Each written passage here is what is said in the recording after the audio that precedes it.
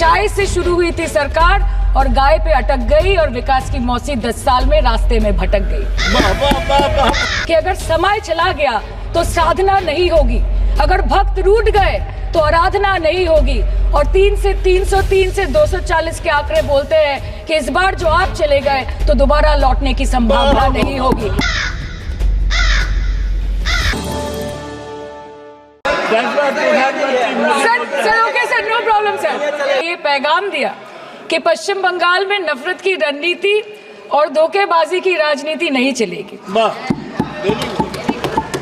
अध्यक्ष महोदय, मैं उम्मीद करूंगी कि आज आप मुझे पूरा बोलने का मौका दें, क्योंकि हाल ही में हुए नीति आयोग की जो मीटिंग हुई थी वहां पे हमारी माननीय मुख्यमंत्री, जो देश की एकमात्र महिला मुख्यमंत्री भी है, उनका माइक बीच राह में ऑफ कर दिया गया था। वो बंगाल के अरे अभी तो शुरुआत है, ये तो ट्रेलर है, पिक्चर बाकी है। अध्यक्ष महोदय, मैं आपसे ये बोलना चाहती हूँ कि वो बंगाल के हक के लिए यहाँ पे सवाल उठाने आई थी, वो बंगाल के लोगों की बात रखने यहाँ पे आई थी, लेकिन उनका माइक ऑफ कर दिया गया। आपके माध्यम से मैं इस सदन में उपस्थित वहाँ जो बैठे हैं माननीय सदस्य, कोई भी घटना को सर एक लाइन आपका डिलीट करेंगे सर, एक लाइन सर, मैं यही बताना चाहती हूँ कि बंगाल के लोगों का आगे जाके बंगाल के लोग आपके पार्टी की माइक ऑफ कर देंगे। बस एक चुनाव बाकी, आप देख लीजिएगा।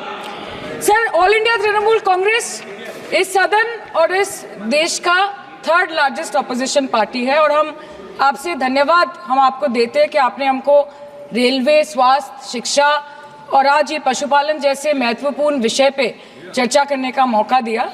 लेकिन तृणमूल कांग्रेस आगे जाके देश के हर महत्वपूर्ण मुद्दे पे बात करेगा, चाहे वो चीन का अनैतिक रूप से इस देश में प्रवेश हो या वो 700 से ऊपर आंदोलन जीवी किसानों की। माननीय सदस्य, आप पहली बार बोल रही हैं, मैं आपको हस्तक्षेप नहीं करना चाहता, लेकिन जिस अनुदानों की मांगों पर चर्चा सर अभी आ रहे हैं, सर नीट के घोटाले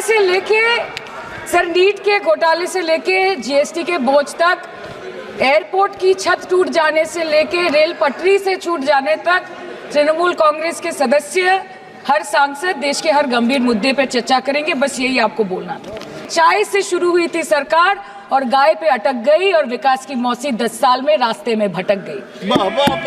Sir, exorbitantly high cost of cattle and poultry feed under the mismanagement of this sector by the current government and wholesale fodder inflation hovering between 25% to 28.6% in the last 2 to 3 years, it is a 9-year high.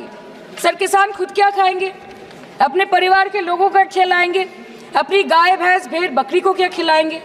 Sir, ऐसे ही वारदात होते हैं जहां गरीबी से जूझता हुआ एक किसान उसको अपनी गाय, भेड़, बकरी को बेचने में मजबूर करते हैं और अंत में जाके वो अपनी खुद की जान ले लेते हैं। सर, पिछले 10 सालों में 1,12,000 किसानों ने इस देश में आत्महत्या की। एनसीआरबी की एक रिपोर्ट के अनुसार 10 साल में हर दिन इस देश में एवरेज में 30 किसान हर दिन अपनी जान ले लेते हैं। सर, इस देश के लोगों का यही है किस्सा कि जिसको जिताया वो राजा की तरह जाएगा और जिन्होंने जिताया वो फकीर की तरह। सर, ये बहुत गौरक्षा की भी बातें करते हैं।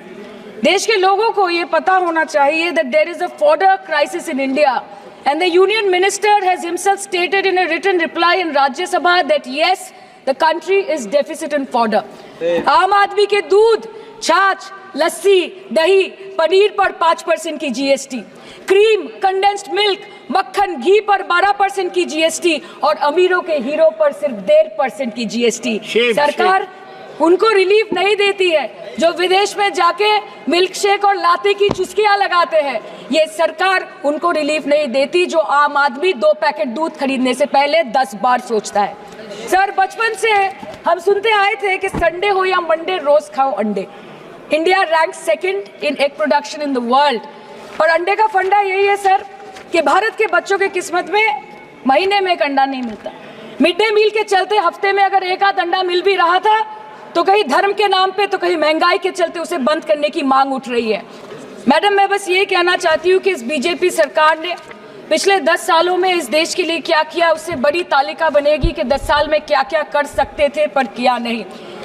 2014 में जो किसान मोदी है तो मुमकिन है सोच के और अच्छे दिन के ख्वाब देख के बीजेपी को वोट दे रहा था, आज 10 साल बाद वो बोलता है कि मोदी है तो नामुमकिन है। शायद अभी वो किसान है भी नहीं। तो इसीलिए मैं बोलना चाहती हूँ कि समय बड़ा महत्वपूर्ण होता है अध्यक्ष महोदय, और बड़ा बलवान। बंगाली में हम एक बात बोलते हैं कि समय गेले साधन होबे ना। इसका मतलब यही है कि अगर समय चला गया तो साधना नहीं होगी, अगर भक्त रूठ गए तो आराधना नहीं होगी। और 3 से 303 से 240 के आंकड़े बोलते हैं कि इस बार जो आप चले गए तो दोबारा लौटने की संभावना नहीं होगी। तो यही बोल के मैं अपनी बात खत्म करती हूँ। Thank you so much.